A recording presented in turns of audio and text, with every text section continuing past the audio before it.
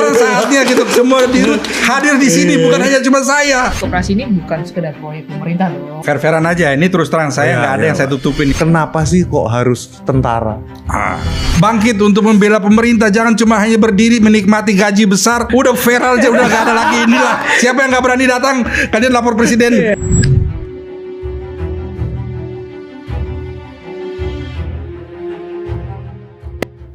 Koperasi Desa dan Kelurahan Merah Putih. Wah, kalau lu tulis itu nih di mesin pencarian atau di medsos, munculnya adalah kegelapan, berita buruk. Wah, dibangun di tengah jalan, di tengah kuburan. Netizen kapan nggak gelap, Bang?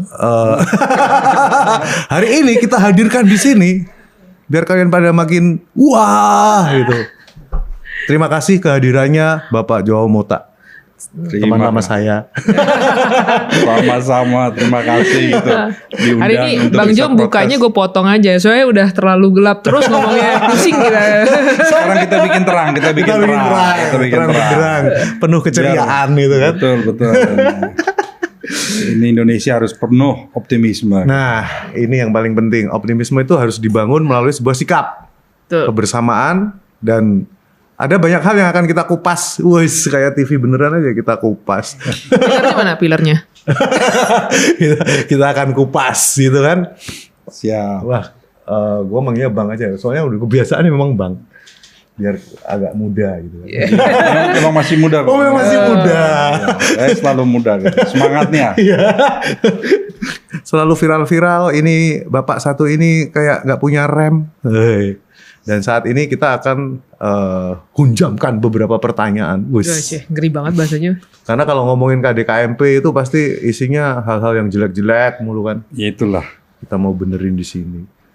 Bang Mota, sebenarnya koperasi ini apa sih, Bang?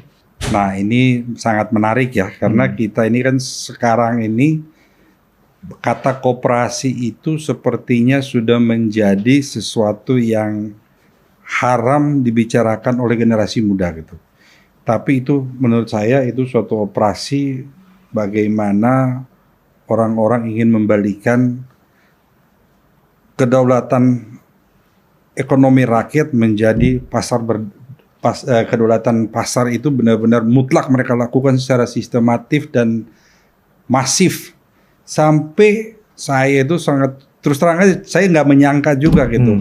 Semua perguruan tinggi di Indonesia sekarang sudah tidak mengajari lagi mata pelajaran koperasi. Sampai dari perguruan tinggi sampai ke SD itu nggak ada lagi pelajaran koperasi. Padahal koperasi itu adalah suatu menggambarkan karakterisme bangsa Indonesia itu. Dan koperasi itu kan menjadi suatu janji konstitusi gitu.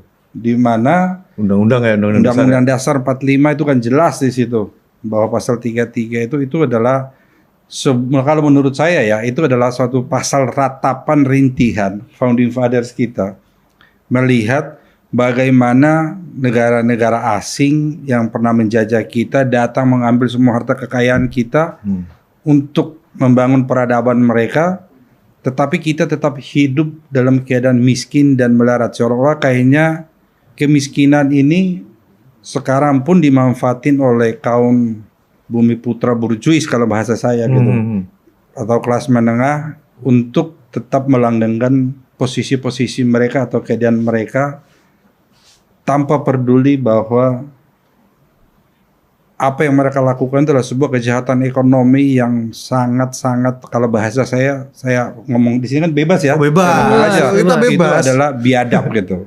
Mengambil keuntungan dari kemiskinan orang miskin itu adalah biadab, itu tidak pantas. Dan orang-orang yang menaikkan harga barang-barang subsidi, yang mana barang subsidi itu kan milik publik, dibayar dari pajak rakyat, kemudian mereka mengambil keuntungan dan dikooptasi oleh kelompok. Itu saya pikir itu sebuah kejahatan yang harus dihukum dan harus diproses. Dan ini saya pikir ini sudahlah. Kita ini sudah sekian lama barang subsidi ini dimanipulasi, barang subsidi ini dikooptasi oleh kelompok tertentu, dinaikkan harganya. Saya jual gas 16.000 malah dibully. Wah, kurang ajar nih saya bilang. Lu harus itu bully orang-orang yang jual gas di atas 16.000 gitu. Harusnya 30. Wah. 50 bang. Loh kok selama ini kok diam gitu loh. Ini kita di bangsa ini terlalu baik gitu. Orang Oke. miskin kita ini benar-benar terlalu sudah menerima kemiskinan itu sebagai kodrat sepertinya gitu. Dan ini dimanipulasi oleh orang-orang kelas menengah kita yang menurut saya sangat tidak pantas dan tadi bahasa saya itu udah kategorinya biadab itu sebetulnya gitu. Bagaimana kalian bisa menikmati dari kemiskinan yang sangat sangat mendasar di desa-desa gitu. Aku ngelihat masalah koperasi di Desa Merah Putih ini. Kenapa koperasi? Karena kan orang kan mungkin ngerasa sistemnya udah outdated tentang koperasi. Apa sih koperasi itu? Mungkin nggak bisa buat sistem. Gue masih ingat dulu dapat ilmu koperasi itu. Koperasi itu apa? Usaha bersama untuk kesejahteraan anggotanya. Ya, tapi kan masih banyak cara nih Bang. Kalau misalnya gue ambil jalan pikirnya netizen nih, kan masih banyak jalan yang bisa dilakukan pemerintah tanpa harus buat koperasi yang harus bangun gedung segitu, yang buang-buang duit terus di tengah kuburan atau apalah itu namanya tengah jalan, terus dempet-dempetan. Kenapa koperasi dipilih? Kenapa hal-hal yang aneh-aneh itu sampai terjadi? Ini menarik juga ini karena gini, ini Sylvie ikut netizen ini kayaknya arahnya nih jadi. Iya, dia oposisi Bang. Oposisi. Boleh pokoknya. Soalnya tugas oposisinya hari Soalnya ini nggak biasanya ada satu lagi Anggi oposisi, dia nggak bisa datang terus Sil titip ya oposisinya lu aja. Gitu. Nah, ini menarik karena begini. Koperasi itu sebetulnya koperasi yang dibangun pemerintah ini kan dibangun dari APBN di mana itu adalah uang rakyat.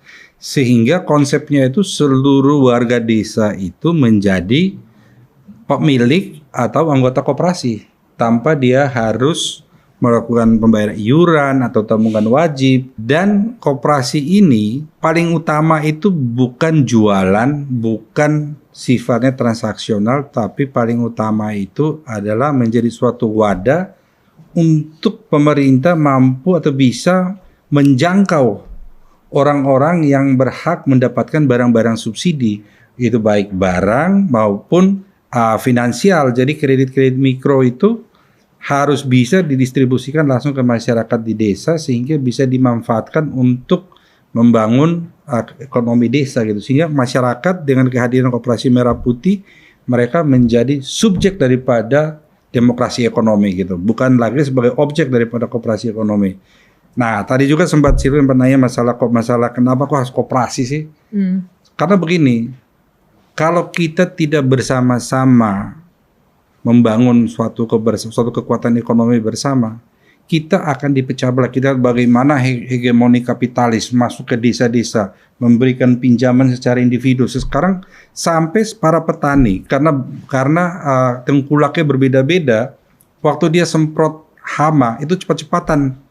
Siapa yang bisa dapat duluan uang untuk beli obat, dia semprot. Dia tidak peduli lagi bahwa nanti ketika dia semprot tidak bersamaan, tetangga sebelahnya bisa terserang hama gitu.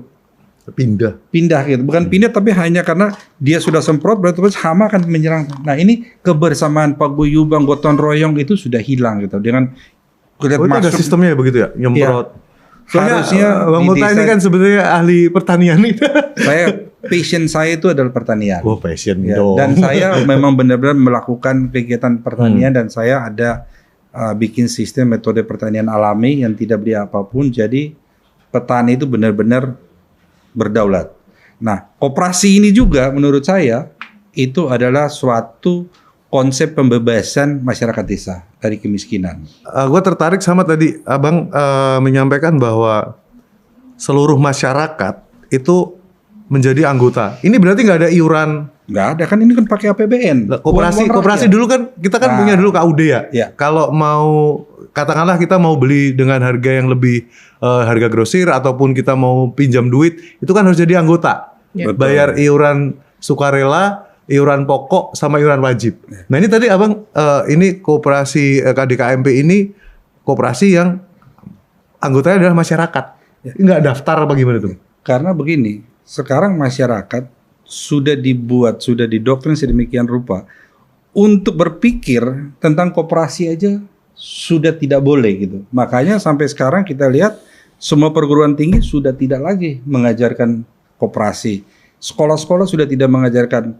Koperasi itu dibuat seolah-olah itu kegiatan ekonomi masyarakat terpinggirkan. Padahal koperasi itu ketika kita berguyup menjadi satu adalah sesuatu kekuatan yang besar yang mana kapitalis pun tidak bisa menembusnya gitu. Dan kita akan membangun Dan hebatnya gini, koperasi ini itu menjadi suatu ekonomi jalan tengah gitu. Saya selalu bilang ini Probonomik, itu ekonomi jalan tengah. Kenapa? Karena di koperasi ini kita juga memastikan masyarakat di desa itu punya akses terhadap produk-produk yang dibuat oleh industri. Jadi pada supplier-supplier yang selama ini mensuplai supermarket, mensuplai ini, yang tadinya itu tidak sampai ke desa-desa, sekarang dengan kita membangun jalur logistik dan distribusi yang ada ini, masyarakat desa pun hari ini bisa menikmati apa yang kita nikmati di Jakarta ini dengan harga yang fair. Selama ini tidak terjadi fair price, kenapa? Karena jalur yang begitu panjang, akhirnya kita di kota yang pendapatannya lebih besar, membayar lebih murah karena distribusinya pendek. Orang di desa yang pendapatannya lebih sedikit, justru malah membayarnya lebih mahal. Nah, ini menarik nih ya. Tadi kan ngomongin masalah fair price, terus juga bagaimana distribusi barang yang kita dapatkan di kota ke desa. Rantai pasok ya. Ya. Ini kan sekarang kalau rantai retail yang kayak besar-besar kayak Indomaret atau apa? ABC ini sponsor ya. ABC. Apa-apa boleh. Itu kan sekarang juga udah mulai masuk ke desa-desa. Lantas nih pernah ada kulihat video mobil KDKMP itu ngambil barang justru di gudangnya Indomaret. Nah, gimana bisa dapat fair price malah situ ngambil di Indomaret mau jual di koperasi. Bukan Indomaret ya, ngambilnya di Indomarko. Jadi kita datang ngambil langsung di gudang. Prinsipal itu. Di prinsipal. Sehingga kita distribusikan langsung di toko-toko, di koperasi-koperasi. Nanti koperasi itu bahkan membuat warung-warung di sekitar itu bisa belanja di tempat yang lebih dekat dan dia menjual kembali dengan harga yang profit mereka yang lebih tebal. Tapi karena ada merek-merek nih, ada beberapa merek saya bisa tunjukin. Dia sudah ada logonya, dia sudah ada harganya, stempel harganya, umpamanya 5.000. Kita dengan jumlah yang banyak, kita bisa beli dengan setengah harga. Yang mungkin selama ini umpamanya barang itu 5.000. Si warung-warung di kampung itu dia beli dengan harga 4.300, 4.200. Nah sekarang kita bisa jual ke mereka 2.700, 2.800 sehingga margin mereka semakin besar sehingga mereka bisa jauh lebih sejahtera. Gitu. Tapi kan akhirnya jadinya saingannya sama justru retail-retail itu. Kan itu kan retail-retail itu juga menghasilkan dan menampung tenaga kerja. Sekarang kalau misalnya retail-retail itu sepi juga kan otomatis mengganggu jadinya.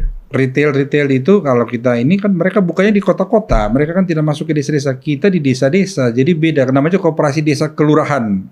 Nah, kalau mereka adanya di kota-kota. Jadi kita memastikan bahwa penyebaran barang ini menjadi lebih merata, harga lebih fair, sehingga masyarakat desa bisa mengakses semua barang, sehingga itu keadilan sosial bagi seluruh rakyat Indonesia kita wujudkan di dalam Koperasi Merah Putih ini. Belum dijawab nih tapi. Apa nih yang belum dijawab? Posisi Kopdesnya kok di atas gunung gitu. Wah, ya. Itu kalau yang di atas gunung ini menarik. Ini benar-benar ini bisa dicek langsung. Itu bahwa hasil musyawarah desa, mereka ingin koperasi itu ditaruh di situ karena itu adalah jalur pariwisata. Sehingga mereka ingin memonetize kerumunan yang mengunjungi daerah wisata tersebut gitu. Sehingga dengan begitu UMKM yang ada di situ bisa jualan barang di situ. Mereka bisa menggunakan itu sebagai wadah berkumpul warga desa untuk memonetize crowd yang ada pada saat orang mengunjungi lokasi tersebut gitu. Sehingga itu tinggal sekarang sebetulnya dari perspektif mana kita melihat dan dari apa ini kita yang mau kita gambarkan dalam melihat suatu tempat tersebut. Termasuk satu lagi yang berada di dekat tambak-tambak. Oh, tambak-tambak. Nah, ya, saya yakin nih, semua yang lagi nonton, termasuk kalian nggak tahu kalau tambak ikan itu perlu pupuk urea untuk membuat ikan itu lebih cepat besar gitu. Saya juga baru tahu gitu ketika saya datang ke Ini kalau ada. Nah, orang nggak pernah ada yang tahu ketika saya datang ke Gresik, ternyata saya ngobrol sama ada petani-petani tambak di sana, mereka mengeluh gitu, Pak, kami sekarang ini kalau nggak ada urea itu kita ikan 3 bulan belum bisa segini besarnya katanya. Kalau pakai urea itu dengan makanan yang secukupnya itu 3 bulan udah bisa jual gitu. Berarti koperasi ini bukan sekedar proyek pemerintah dong? Ya, karena koperasi ini adalah bagaimana menjadi patron, menjadi pendamping bagi masyarakat baik itu di desa maupun di kelurahan di mana koperasi itu berada. Jadi kita bikin contohnya begini, saya selalu kasih umpamanya di situ ada petani bawang. Petani bawang di situ 500 hektar. Dia 500 hektar petani bawang itu kalau 1 hektar itu rata-rata 10 sampai 12 ton. Kalau dia rata-rata kita ambil 10 aja, 10 ton. Kalau 10 ton kali 500 berarti kan 5.000. 5.000 ton. 5.000 ton kalau dikali 1 ton itu adalah 1.000 kilo, berarti kan ada 5 juta kilo. 5 juta kilo. Nanti di situlah mulai koperasi. Bagaimana fungsi koperasi benar-benar kita akan dirasakan oleh masyarakat petani di situ adalah ketika dia menabung Rp25 untuk kegiatan pembersihan atau untuk memperbaikan masjid. Dia nabung Rp25 untuk kegiatan sosial. Dia nabung Rp25 untuk kegiatan ada musibah. Dia nabung Rp25 untuk dana cadangan kalau ada yang mendadak perlu gitu. Nah, dari Rp25 ini dikumpulkan Rp100, tapi Rp100 ini kalau dikali 5 juta itu adalah 500 juta. 500 juta itu hanya dalam waktu 70 hari umur bawang itu akan menjadi social safety net yang dibangun oleh masyarakat itu sendiri untuk mereka gitu. Ini luar biasa loh ini kalau berjalan, maka itu ditakuti oleh orang-orang yang selama ini atau kita anggap bahwa ini orang-orang kapitalis ya sangat takut dengan konsep ini gitu. Tapi gini Pak, ini kan pengalaman yang kemarin nih MPG dengan SPPG yang fiktif. Ini apa benar nih yakin nanti titik-titiknya akan sesuai dengan apa yang dilaporkan ke Pak Presiden nanti? Kayak kemarin 16.000 di kuburan gitu kan kita nggak tahu. Nah ini gimana dari betul kira-kira pemerintah memastikan bahwa itu nggak cuma sekedar fiktif kayak kemarin. Kami punya dashboard, jadi kami bangun ada dashboard. Nanti teman-teman saya ajak deh. Nanti kalau kemudian saya ajak biar lihat dan mungkin bisa diliput, bisa supaya ini lihat dalam kami sebut itu war room. Di war room itu kita bisa melihat setiap titik, setiap saat, setiap hari dilaporkan oleh Babinsa foto selfie dengan open kamera. Jadi kita tahu longitude-nya berapa, lokasinya di mana, persis titiknya. Real time. Yeah. Jadi setiap hari kita bisa lihat gitu. Jadi itu menjadi suatu alat yang kami gunakan untuk memonitor gitu, dan memastikan. Dan ada teman-teman datang ke tempat saya, mereka nanya gitu, wah bang, kalau ngeliat tempat ini, kalau sistem ini kayaknya bagus ya kalau kita gunakan untuk MBG, kalau atau pakai untuk apalah gitu. Terus saya bilang, ya lo kalau mau pakai sistem ini gampang, tinggal diduplikasi aja. Cuman lo mau jawaban yang pendek atau panjang? Gua kasih jawaban pendek aja ya. Saya selalu bilang kalau mau jawaban pendeknya, kalau lo mau maling jangan pakai sistem begini.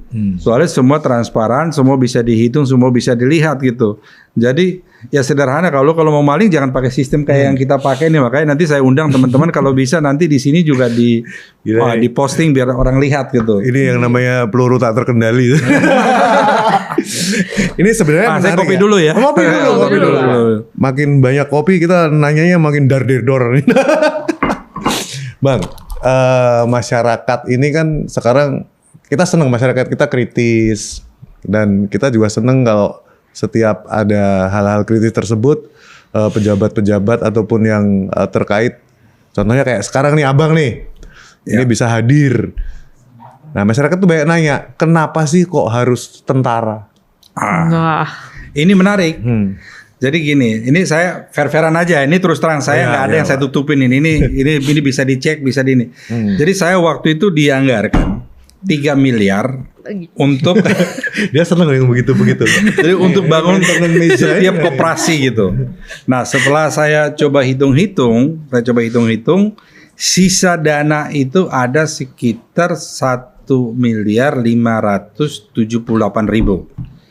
Nah itu kalau saya bagi secara per meter perseginya kurang lebih itu udah jadi unit gitu. Itu ada anggaran yang ada untuk satu unit koperasi. Oke, unit ya berarti. Satu unit, satu gerai itu. Saya cobalah hitung-hitung saya bilang, wah ini kalau kita pakai indeks nasional itu 5,8 paling murah, paling mahal di daerah Papua itu sekitar 14.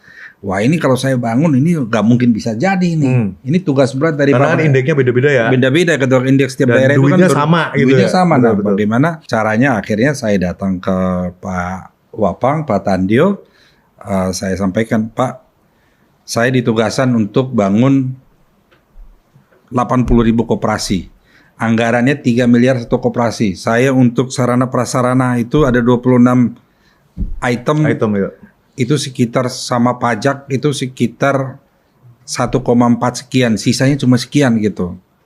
Ini kalau nggak ditolong TNI, saya nggak mungkin bisa ini bang. Wah, tapi gimana? Kan indeks kan di bawah indeks gitu. Ya saya bilang kan TNI kan punya infrastruktur, punya organisasi, punya ini. Kita sudah rencanakan Pak. Kita mau bikin konsep karya bakti padat karya. Konsep apa lagi ini? Saya belum pernah dengar ini. Biasanya kita taunya konsep Manunggal Abri. Iya. Nah, ini kok konsep, wah ada Pak dasarnya. Kita udah cari ini biasa kan, kita udah siap-siapin gitu. Nah, udah kita siapin, datang ke sana. Wah, Mas Jo, saya ini kan bukan orang seni, saya ini orang infanteri, saya ini kan tentara, taunya kan bakbuk, nggak tahu urusan bangun-bangunan. Wah, saya bilang, ini Pak Wapang, saya kebetulan dirop saya kan orang seni. Bisa Orang dihitungin. Zeni maksudnya. Orang Zeni, iya. Orang seni seniman. Zeni. Orang Iya. seni bangunan dari TNI. Terus beliau nanya, udah namanya Yuda. Bagaimana Pak Yuda? Itu bisa. Kalau digunakan indeks nggak bisa Pak, kalau secara konvensional gitu. Soalnya angkanya cuma segini, tapi kalau nanti kita gunakan Babinsa, kita gunakan potensi lokal sebagai kekuatan TNI untuk membangun koperasi ini dengan semangat merah putih, saya yakin kita bisa Pak. Ya kalau kamu bilang ini, kamu ngomong lah sama ini. Kalian coba duduk hitung-hitungan lah, saya mau lihat ini ya. Kalau memang bisa saya bantu. Mereka belum ngomong, belum selesai, kebetulan hari Sabtunya kita dipanggil ke Hambalang, saya lapor ke Pak Presiden langsung. Saya bilang, Pak, saya dibantu Pak Tandio untuk bangun gerai merah putih. Wah, saya belum bilang iya kok kamu udah lapor Presiden. Iya Tandio, kamu bantu ya. Jadi ini ada cerita di baliknya. Terjebak Sekarang, juga berarti. iya. Sekarang begini, orang-orang teriak di luar sana. Saya itu hanya mau nanya saja, harga yang kita pakai ini wajar nggak gitu? Iya. Kan sudah di bawah daripada harga yang indeks minimum. Tapi orang masih terus menghujat kita. Saya makanya kemarin di protes. Karena harganya wajar. Kalau harganya wajar kan jadi bingung yang dicari. Ya, itu di bawah wajar, jangan dibilang wajar, itu di bawah wajar. Makanya saya kemarin waktu ditanya ini di bawah wajar ya. Di bawah wajar, makanya yang dicari adalah titik yang ada di kuburan. Betul. Karena di bawah wajar jadi tidak wajar. Nah ini semangat kan saya ini terus terang ini saya harus memotivasi teman-teman Babinsa bahwa ini adalah bagian dari semangat mereka tidak mau kalah, mereka mau cari cepat bagaimana supaya bisa melaksanakan perintah Presiden ini.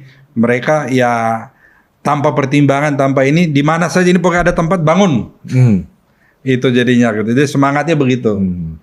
Tapi itu saya apresiasi lah, itu semangat. Terima kasih teman-teman Babinsa di daerah dan koramil-koramil yang ada di seluruh pelosok Indonesia yang hari ini mendengar podcast ini.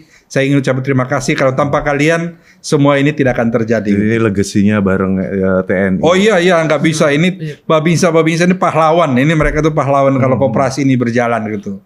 Ini kita nggak bisa. Ini fair dong kita. Masa mereka yang berkorban, mereka yang ini nggak kita apresiasi? Karena gue mau ngasih tahu juga Bang Mota bahwa sebenarnya di netizen kita itu terbiasa ya, yang terutama yang usil ataupun yang memang dia digerakkan untuk usil itu terbiasa. Ya kalau dihitung, gue ngitungnya tuh ada 8 yang rada aneh-aneh gitu ya. Ya. Tapi selain itu, yang bener itu banyak gitu. Betul. Ya. Yang bener banyak, tapi kan ini menjadi sesuatu yang tidak menarik. Ya, justru Lu itu nggak akan kerjaannya. bisa FYP kalau cuma nampilin koperasi KDKMP yang baik-baik saja. Sedangkan yang harga gasnya 16 aja dibully. Dibully gitu saya. Ini pertanyaan yang ketiga. Wes, siap dengan pertanyaan ketiga? Lanjut. Tadi kan kita nanya nih Bang, kenapa kok tentara? Sekarang pertanyaan selanjutnya, kenapa kok Agrinas? Pertama begini, Agrinas itu dibangun atau dibuat di atas satu organisasi yang ada sebelumnya namanya Yodiakarya. Yodiakarya itu satu perusahaan konsultan Belanda yang itu konsultan dari zaman Belanda gitu. Jadi, dari zaman Belanda ya? Iya. Terus didaftarkan di notaris pada tahun 1948.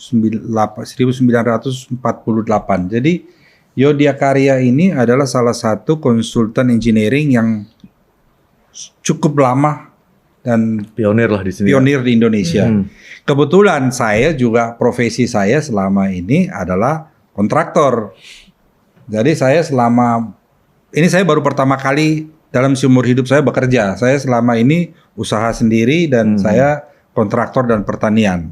Jadi dari mungkin latar belakang saya Pak Presiden lihat, wah ini Agrinas ini udah saya kasih PR, saya kasih satu perintah, dia udah tahu jalan sendiri gitu. Pengalaman kontraktor, konsultan itu udah menjadi satu makanan lah ini, makanan tiap hari lah. Akhirnya, dan saya juga terbiasa bekerja dengan teman-teman dari TNI dan saya punya ya cukup dekat lah hubungan saya sama teman-teman dari TNI dari berbagai macam latar belakang kegiatan gitu. Itulah mungkin saya makanya jadi sebenarnya karena kalau gua intip-intip KDKMP ini kan positioningnya cukup menarik ya. Mungkin buat teman-teman juga yang belum tahu atau mungkin yang anti, yang belum lihat tapi udah nyerang.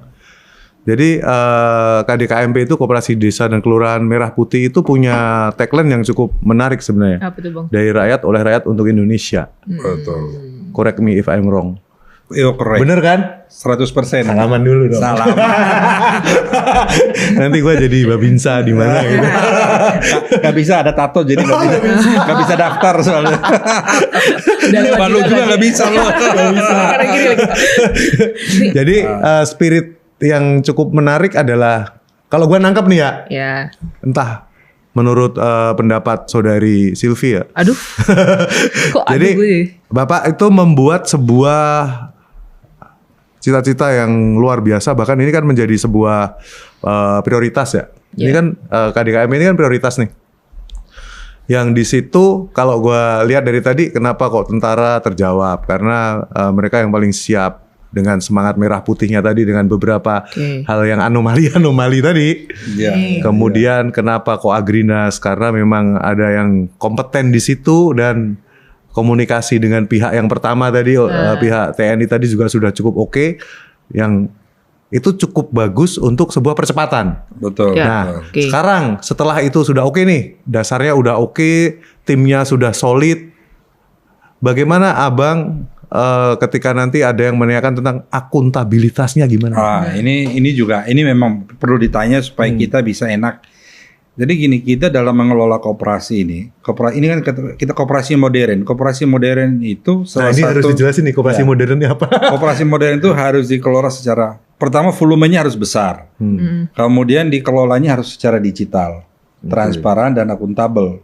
Supaya itu semua orang kunci. bisa lihat gitu. Ya, dan begini. Koperasi ini pemiliknya adalah seluruh warga desa itu, konsumennya adalah seluruh warga desa itu, dan yang penerima manfaat dari hasil penjualan di situ keuntungannya 97% dibalikin kembali kepada warga desa itu. 3% sebagai manajemen fee untuk Agrinas mengelola sistem itu gitu. Yang kita bangun gitu. Karena kita juga harus gaji orang segala macam. Jadi tapi sistem itu udah terbangun ya? Sudah terbangun. Jadi itu dari awal sebelumnya. Jadi kita sudah membangun sistem yang nanti suatu saat umpamanya dari Danantara mau ngelihat berapa transaksi hari ini, produk-produk apa saja yang paling laku dijual, Menteri Keuangan mau lihat itu menteri siapa saja mau lihat, terbuka dan itu transparan dan real time. Jadi kita bisa tahu berapa transaksi, barang apa yang paling laku dijual, bagaimana mengendalikan inflasi, distribusi barang, itu semua sudah ada. Kemudian dengan koperasi merah sistem yang kita bangun ini, kita bisa menghubungkan produk-produk UMKM dari desa, baik ke seluruh kota maupun ke seluruh dunia gitu. Sehingga kita hubungkan mereka dengan pasar, dengan koperasi ini dengan ada marketplace dan e-commerce. Ini menarik banget karena beberapa teman UMKM nih kesulitan untuk gua bisa memproduksi barang banyak, Oke. Tetapi gua tidak bisa menyalurkan karena gua nggak nemu pasarnya. Apakah KDKMB bisa mewadahi ini? Oh itu rumahnya mereka, dan KDKMP akan mewadahi mereka karena kita ada marketplace dan e-commerce, dan kita berusaha untuk tidak mencas mereka lebih dari 3%. Jadi di sistem itu nanti sudah ada merchandising-nya ya? Sudah ada merchandising. Misalnya masukin new item nih. Ya. Itu akan sistem di situ sudah langsung menerima bahwa ini item baru yang nanti mempunyai master barang yang nanti bisa kita distribusikan ke seluruh produk dari, kita katakanlah produk Atambua bisa dijual di Sumeneb. Betul sekali. Karena begini, salah satu kelebihan Koperasi Merah Putih, saya terus terang aja nih, saya bilang, saya waktu pertama kali disuruh sediakan mobil, saya juga sebetulnya nggak setuju gitu. Karena kan Kita mau nanya, abang udah cerita tentang mobil. Sebenarnya gue mau jadi netizen usil yang seperti Bang Jo bilang tadi. Cuma udah keduluan. Tapi abang kita ini memang selalu begitu. Sebelum ditanya udah. Tenang, gue masih bisa jadi netizen usil. Oke, pokoknya, nah, buat terbuka aja lah apa adanya gue bilang. Kan gini, mobil untuk apa segala macam, anggaran cuma sekian set, kita ngaturnya kan pusing juga gitu. Tetapi setelah saya coba datang ke India, saya lihat koperasi susu Amul, Koperasi susu di India gitu. Itu koperasi yang satu hari memproduksi 10 juta liter. Mungkin koperasi terbesar di dunia yang memproduksi susu gitu. Gila, nggak kebayang gue 10 juta liter. Jadi waktu saya ke sana saya lihat gitu. Oh, bagaimana koperasi itu memfasilitasi, menjembatani logistik masyarakat desa gitu. Sehingga Untuk jalur distribusi yang panjang, sehingga masyarakat desa itu punya logistik tersendiri gitu untuk yang dijamin oleh koperasi mereka gitu. Sehingga dengan begitu mereka bisa menjangkau pasar, mereka bisa menjangkau langsung konsumen. Dengan bisa menjangkau konsumen secara langsung, disitulah terjadi yang namanya fair price. Jadi harga yang kita bayar, ini kan gua kan nanam sayur, nanam tomat di kebun ini kan. Nah, dengan adanya MBG, saya jual umpamanya, kalau tomat ini, kalau saya nggak tahu kalau kalian tahu nggak trik-trik tengkulak begini, lu nanam tomat, dia datang, dia tawar, ini tomat saya beli semua ya, harganya borong 5.000 per kilo. Wah, kita udah happy nih. Kemarin ada yang datang nawar cuma 4.000, ini datang nawar 5.000. Oke, deal katanya. Nanti besok saya datang, besok dia nggak datang. Nah, besok dia nggak datang, kita telepon dia menghindar. Lusa kita telepon dia ngangkat. Waduh, di pasar lagi banyak tomat, harga lagi turun, sekarang cuma 2.000 gitu. Lalu tomat kan setiap hari tambah merah gitu. Pusing udah kita tuh. Jadi dia test the water ya ceritanya. Jadi dia bukan hanya itu, dia dapat harga. Dia kunci barang kita, habis itu dia biarin, dia jepit kita gitu, kita karena dengan, kalau petani kan, udah ada yang nawar 5.000 itu, dia kan keep kan. Iya, ada keep gitu. Kan kita nggak boleh jual kita. Jahat ya. Dan petani itu sangat jujur gitu. Iya. Nah, sekarang dengan ada MBG, ya udah. Lo biasa beli di pasar harganya berapa? 15.000. Beli ya dari gua ya 8.000. Oh, dia senang banget. Gua lebih senang lagi gitu. Karena selama ini jual 4.000, gua bisa jual 8.000 gitu. Iya. Tapi jual langsung. Nah, ini sebetulnya yang selama ini yang mau dijembatani oleh koperasi, sehingga memastikan bahwa barang yang kita bayar atau produk yang kita bayar itu menggambarkan dan kesejahteraan daripada petani itu nantinya. Ya. Mobilnya tadi gimana? Jadi mobil itu nanti untuk mengangkat, untuk ngangkut. Gue mau jadi netizen usil. Lebih murah. Mau jadi netizen usil gue. Kenapa mobilnya mobil India? Ini. Kenapa saya balik lagi? Kenapa mobilnya harus mobil Jepang? Karena kan kalau misalnya kita sudah negara merdeka, uang rakyat. Kenapa saya harus beli lebih mahal? Kenapa saya harus beli lebih mahal? Otomatis kalau misalnya kita mau beli sesuatu, otomatis kita juga harus pikir maintenance-nya. Oh, pasti dong. Itu mereka, saya fair-fairan aja. Saya itu mau beli mobil Mahindra Thar dari Mahindra, nggak dikasih. Kenapa? Karena dia tidak menyiapkan mobil ini untuk pasar kita, sehingga dia nggak ada, dia tidak menyediakan spare part maupun ini. Jadi mereka untuk spare part itu, produk mobilnya dia itu lebih mahal daripada uang kita. Karena reputasi. Kalau sekali reputasinya hilang, dia akan kehilangan pasar. Jadi tidak sederhana orang jual mobil itu seperti yang kita pikir.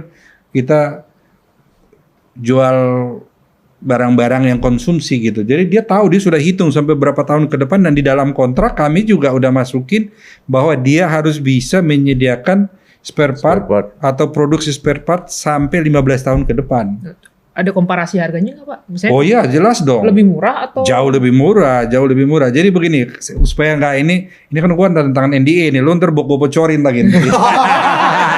Kacau, ntar gue dituntut perusahaan gitu. Nah ini kebetulan kita juga hadir di sini, ada teman kita yang S3 dari Jepang, nanti lapor kita nih, Wak. Kita beli barang dari India ini. Senyum-senyum. Dari Senyum-senyum gitu. Jadi saya kalau beli 21 mobil dari mobil Mahindra itu sebanding dengan 10 mobil Toyota. Kita sebut aja namanya, udah Gak apa-apa, nanti bisa ditit gitu, Pak. Jadi perbandingannya seperti itu. Oke. Kalau saya beli 22 mobil Tata itu sebanding dengan 10 mobil Toyota. Nah, itu perbandingannya. Nah, sedangkan kualitasnya dari saya lihat, saya bukan orang mobil, tapi dari saya setelah datang saya lihat production line-nya, lihat kualitasnya. Teman-teman juga nanti saya undang lah, lihat kita ada stok satu di kantor untuk show gitu. Bagaimana kualitasnya, bagaimana ininya, bisa ketebalan di branding ini aja, boleh bukan juga kaleng-kaleng gitu ya. Bukan kaleng-kaleng, kalengnya gantung mobil. Kayak orang kawinan dong. Tapi ini cukup menarik ya. Iya. Pertanyaan-pertanyaan netizen itu sebenarnya ya cuman butuh begini, Bang. Iya, iya. Maksudnya masyarakat itu kan bertanya karena mereka butuh informasi yang seterang-terangnya nih. Ya, sekarang kita bikin seterang-terang mungkin. Iya. Enggak juga sih, supaya kadang-kadang Indonesia gua- terang gitu. Selalu terang. Enggak juga sih kalau misalnya bertanya karena seterang-terangnya enggak. Memang usil aja juga kadang. Iya. Yang enggak ada dibikin Nggak ada, ada. diada-adain. Yang sudah masuk akal dibuat nggak masuk akal. Betul. Nih sekarang kita tanya yang lebih lagi hot nih. Bang, soal Apa nih? pelatihan. Kenapa harus tentara-tentaraan? Nah, ini juga menarik ini. Jadi gini, teman-teman ini kan orang-orang di luar ini, kita sekarang gini, kita ngomong tentara-tentaraan. Tapi pertama, kita juga nggak pernah bertanya gitu. Kita nggak melihat bahwa pelatihan militer itu, pelatihan Komcat atau ini itu adalah nation character building.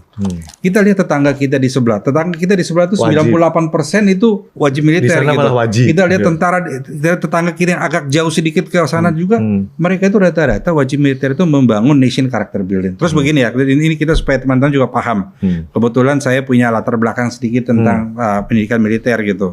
Jadi baris berbaris itu bukan hanya sekedar gaya-gayaan atau gagah-gagahan, tapi garis berbaris itu adalah satu cara mengajari bagaimana kekompakan antara dalam tim, kemudian bagaimana mengeksekusi perintah, dan juga dari situ juga kita belajar lead and to be lead, pimpin dan dipimpin. Jadi ketika kita menerima perintah, siap kerak.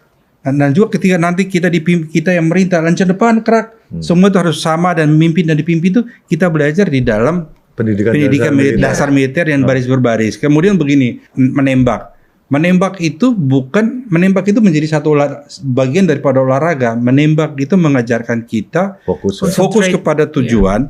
Ketika kita lagi berdiri nembak beberapa orang, sebelah kiri kanan kita nembak, kita tuh jangan kaget. Kita tetap harus fokus dengan apa yang mau kita capai gitu.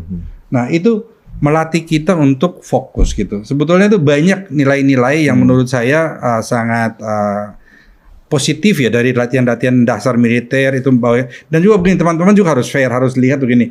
Coba kita masing-masing ukur diri kita gitu. Siapa yang komentar-komentar di luar sana itu tanya gitu. Saya siap nggak ditaruh di desa di Batang Jawa, kita nggak belum ngomong di luar yang jaraknya itu bawang atau Batang di sana yang di ketinggian sana, kamu dari desa itu untuk ke kota itu bisa 1 jam gitu naik motor gitu. Siap nggak kita ditaruh di sana? Dan jangan hanya siap itu cuman hanya untuk berwisata, tapi dia harus siap ditaruh di sana selama 2 tahun. Nah itu bagaimana mereka itu dengan pelatihan militer ini mereka belajar bagaimana, belum tentu ya, ini kita fair-fairan lihat. Teman-teman yang di mahasiswa belum tentu mereka itu pernah nginjak lumpur gitu. Sedangkan kamu nanti akan ditaruh di sana, masuk di tengah-tengah lumpur, masuk di tengah-tengah sawah, masuk di ini, apakah kalian siap gitu man? Itu sebetulnya itu jangan menggampangkan kegiatan ini gitu. Maksudnya sebagai mantan anak pramuka saya memahami. Tapi benar loh, tadi Bang Mota bilang yang mahasiswa pernah nggak nginjak lumpur. Yang ada kemarin mahasiswa nolak MBG, tapi pada saat yang sama ada bocah-bocah SD pada demo yang sama malah menolak pertahankan MBG. Betul. Tapi selain itu gitu kan ngelihat apa yang terjadi, ini kan ada insiden lah di saat pelatihan militer. Sedih banget tuh ya. Iya. Bagaimana nih nanti dari pemerintah juga mungkin TNI yang melakukan pelatihan itu, ada nggak akan perubahan dari sistem pelatihan supaya kedepannya nggak terulang lagi atau gimana? Jadi ya kita maaf ya, ini kita juga prihatin dengan apa yang terjadi terhadap teman-teman yang menimpa teman-teman 5 orang yang kehilangan nyawanya, dan kita turut berduka cita. Tetapi begini, kita ini harus sama-sama sepakat, dan saya pikir teman-teman di Kemhan juga tidak perlu terlalu. Saya rasa pelatihan ini bukan sesuatu yang berlebihan gitu. Kalau menurut saya itu hal yang masih sangat basic. Mungkin yang jadi permasalahan, dan kebetulan waktu awal-awalnya sebelum recruiting itu ditentukan siapa yang merekrut, Kemhan yang merekrut atau Pan-RB yang merekrut, saya orang yang paling ngotot supaya minta Kemhan yang ditunjuk untuk merekrut. Kenapa saya waktu itu ngotot untuk Kemhan yang ditunjuk untuk merekrut? Karena saya sangat yakin dari pengalaman saya, dari pergaulan saya sudah melihat semua bahwa rumah sakit di TNI, pers TNI itu mereka sudah terbiasa merekrut orang yang memiliki standar fisik minimal untuk memenuhi pendidikan dasar militer gitu. Dan mungkin kemarin kan yang rekrutnya bukan untuk kegiatan yang akan dilatih dasar-dasar militer, sehingga ukuran fisik, beberapa sisi kesehatan yang harusnya diperhatikan tidak diperhatikan, sehingga akhirnya terjadi ada yang kehilangan nyawa, dan itu kita semua prihatin. Tapi saya pikir harusnya Kemhan untuk ke depan bisa ngambil alih recruiting, dan kegiatan seperti ini saya pikir masih pantas untuk dilakukan karena saya ini kan yang bangun, saya tahu lokasi-lokasinya gitu. Nah, jangan teman-teman yang netizen yang ini, kamu siap nggak gitu ditaruh di tempat itu gitu. Nah, dan sekarang ini begini, manajer-manajer koperasi ini, mereka ini diharapkan akan menjadi intelektual organik. Intelektual yang ditaruh di situ, di satu desa, yang dia belajar mengenai sistem ekonomi di desa itu, kondisi ekonomi desa itu, dengan kemampuan pendidikan yang dia punya, dia bantu bersama-sama dengan rakyat desa itu menyelesaikan permasalahan mereka. Jadi intelektual organik ini sangat penting gitu. Sudah jadi tidak bisa nanti lagi akan custom gitu ya. Kan beda-beda ya. Beda-beda. Jadi setiap desa itu beda-beda. Jadi tapi dasarnya mereka udah dapat dulu nih. Dapat dulu gitu. Jadi mereka ketika ditempatkan di sana, akan kita dampingin mereka bagaimana mengeksploitasi bagaimana potensi-potensi di desa itu untuk menjadi kekuatan ekonomi desa itu, dan membuat masyarakat desa itu menjadi subjek daripada pembangunan ekonomi ini. Jadi kita ngomong demokrasi ekonomi, ya masyarakat yang harus menjadi subjeknya, bukan menjadi objek daripada pembangunan ekonomi gitu. Nah, ini yang kita selama ini sudah menyimpan jauh dari negara dan pelaku ya. Pelaku gitu, betul. Mantap ya. Kayaknya untuk KDKMP ini kalau gua dengar penjelasannya tadi dan pertanyaan-pertanyaan netizen mestinya sih terjawab ya, karena kita hadirkan langsung yang biasa mereka marah-marahin. Ini yang terakhir nih gue mau nanya nih Bang, Abang nih kenapa sih kok menurut gue ya kok terlalu vokal sih? Kayak misalnya nih dulu, ya itu menurut gue itu karena gue suka nonton anime ya, di situ kan ada jiwa-jiwa yang sensu sasageo gitu kan. Kemudian saya tidak berhasil, belum memuaskan, maka saya akan mundur. 2025, ya kan? Kemudian beberapa saat yang lalu, saya nggak takut kalau dinadimkan. Itu sebenarnya ini abang nih nantang apa gimana? Nah, ini Atau kan mau begini. coba mungkin gitu. Nah, ini begini. Kita semua ini kan begini. Saya dalam leadership saya di perusahaan saya selalu bilang saya anti sistem reward and punishment. Saya nggak pernah setuju. Karena menurut saya reward and punishment itu hanya membuat orang-orang palsu yang penjilat-penjilat yang ini bagi saya gini tadi bang. jadi saya dalam memimpin, saya mengambil tanggung jawab sebagai pimpinan selalu. Apapun yang saya lakukan secara serius. Dan ini juga saya sekalian aja saya nyindir aja atau saya sentil teman-teman yang jadi dirut-dirut di BUMN. Kita yakin apa yang sedang kita buat ini bagus untuk negara, bagus untuk kenapa kita harus takut membela negara ini gitu? Kenapa kita harus takut gitu? Sekarang saatnya gitu semua dirut hadir di sini, bukan hanya cuma saya. Masa cuma saya aja. Ayo dirut-dirut yang lain, saatnya kalian berdiri bangkit untuk membela pemerintah. Jangan cuma hanya berdiri menikmati gaji besar tapi tidak berani ngambil tanggung jawab dan takut dihujat netizen gitu. Udah saya udah viral aja, udah gak ada lagi inilah. Udah siapa yang nggak berani datang kalian lapor presiden, lapor Pak Pras. Ayo datang ke bukan kaleng-kaleng. Bukan kaleng-kaleng gitu. Nah, ini nggak kaleng-kaleng ini. Saya jadi merinding banget. Terakhir nih kayaknya buat dari aku bang. Apa yang akan jadi patokan keberhasilan daripada Kopdes Merah Putih ini? Apakah mungkin omsetnya ataukah jumlah koperasinya Kopdeskel aja? ya. Iya. Kopdeskel ya. Ya itulah. Ya itu KDKMP. ya KDKMP itu apakah yang akan jadi patokan keberhasilannya, mau omsetnya atau apanya gitu lah. Jadi gini, Anda sedang ngomong tentang kapitalisme gitu. Sedangkan Koperasi Merah Putih ini adalah bagaimana kita membangun suatu kegiatan yang bisa memberikan manfaat, bukan menghitung untung atau Masalahnya netizen kita kapitalis semua. ya, Bang. tidak apa-apa mereka walaupun mereka kapitalis, kita tidak berarti kita menjadi kapitalis seperti mereka. Kita harus tahu bahwa koperasi ini hadir untuk menjadi patron bagi orang-orang di desa dan bagaimana manfaatnya. Jadi benefit not profit oriented. Jadi bagaimana negara menghadirkan koperasi ini untuk memberikan benefit pada setiap masyarakat desa, sehingga harapan saya dan mungkin saya berharap sampai sebelum saya dicopot saya bisa melihat masyarakat desa senyum. Nah itu sudah selesai mimpi saya dan bagi presiden juga pasti happy kalau melihat bahwa dengan adanya Koperasi Merah Putih masyarakat miskin di desa bisa senyum dan bahagia. Saya pikir kita semua akan selesai dengan kehidupan kita gitu. Wong cilik podo gumuyu. Ya, berarti artinya gue nangkep gini ya, kalau misalnya ada yang tidak bahagia, tidak mendukung hal yang sebenarnya ingin mensupport masyarakat desa, masyarakat yang selama ini banyak kekurangan, yang ketinggalan, ini sebenarnya adalah Nyoros itu. Nyoros. Oke teman-teman, asik banget ya obrolan kita hari ini. Nanti tentunya dari Agrinas, KDKMP nanti akan ada pendekatan ke masyarakat secara langsung. Ya. Dengan membagikan semacam pedoman supaya masyarakat bisa memahami ini barang apa sih ini gitu. Ini barang apa, cita-cita apa, dan peran kita sebagai masyarakat di sekitar ini apa. Oke. Gitu. Oke, bukan kaleng-kaleng, kita udah bongkar total bersama. Bang, jangan jual KDKMP aja. Tolong bukan kaleng-kaleng nanti dimarahin bos kita nih. Kaleng-kaleng. Sampai lupa, gue kan terlalu semangat buat KDKMP. Iya, bos kita nanti marah, Brand bos sendiri sampai lupa.